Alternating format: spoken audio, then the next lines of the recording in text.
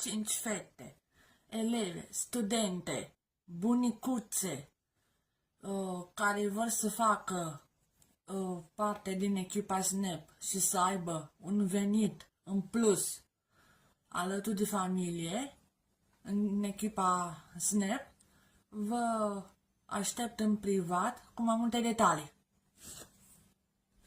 Șansa de a avea un venit în plus alături de familie, mămicilor, elevelor și, nu în ultimul rând, persoanelor care au un job tradițional și vor un job part-time în compania SNAP, vă pot ajuta cu mare drag.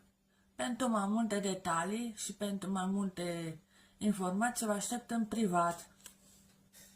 5 fete, eleve, studente, bunicuțe, care vor să facă parte din echipa SNAP și să aibă un venit în plus alături de familie în echipa SNAP, vă aștept în privat cu mai multe detalii.